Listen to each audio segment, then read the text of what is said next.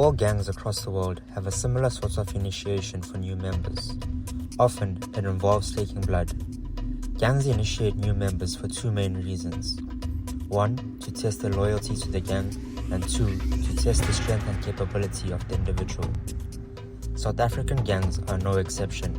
In fact, the way they initiate new members is strongly based on the previous two reasons.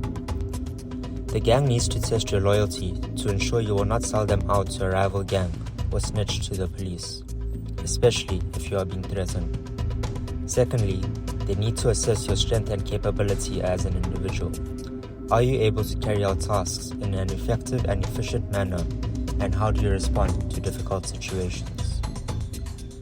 These two questions can be answered through the gang's initiation. An aspiring member will be given a weapon, either a gun or knife, by a member further up in the ranks who controls all the weapons. His duty will be to attack someone. However, he does not get to choose who the target is. But before that, he is interviewed so the gang can get a better idea of who he is as an individual. They ask him very personal questions and would have been watching him for long enough to know if he is lying or not. Unknowing to a new member, the gang is forming a target for him based on his answers. For example, they will ask him where his parents are, where he stays and with whom, if he has any siblings, etc. The reason they do this is to identify who your affiliations are with and how much of an emotional bond you have. From there, a random person who replicates someone which you are closest to is chosen as a target. And like we said earlier, this answers two very important questions. How loyal are you to the gang?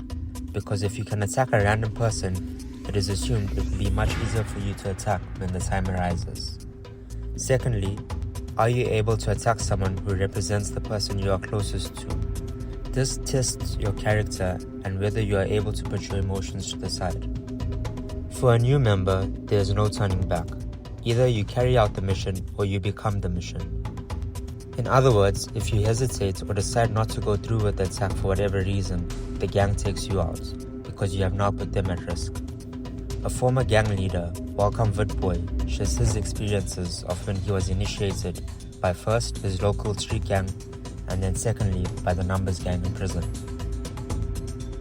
I think that was the moment when I was recruited into the gang. So we had a lot of street gangs in our community, and then there was this gang that I got involved in. And so they said, you know what, because you're part of this gang, we're giving you a knife. And so they gave me this knife called the Sable. Being told that you have to go and rob someone, physically use this knife.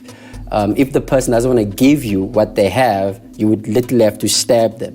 And they pushed me into this. It was this old lady walking with two bags. Yes.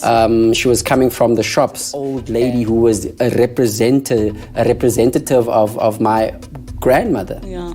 You know, and it was difficult because I literally had to be somebody else. I was in prison. When you want to climb the numbers rank, you have to stab a correctional officer. And I was already versed with the knife, so it wasn't something difficult and complicated. There was this one correctional officer who used to come to me all the time. He used to bring me milk, he used to bring me extra sugar. I was a people's person. I used to talk a lot. He'd come to me and ask me, do you have enough bread? Do you need more sugar? Do you need... And the guys in the room saw that. They saw this guy coming and bringing me sugar, bringing me this. And I remember that day when they gave me my knife to say that, listen, you're going to be trained 8 days, you're going to have to stab this correction. In the first situation, Welcome had to attack an old lady who was a representation of his grandmother, and in the second, he had to attack the correctional officer who had treated him well, proving number 1, his loyalty, and number 2, his strength and capability. These initiations are ruthless and create an underlying fear for those living in South Africa, as anybody could become a target of these gangs. South Africa has the 3rd highest crime rates in the world, and this could be why.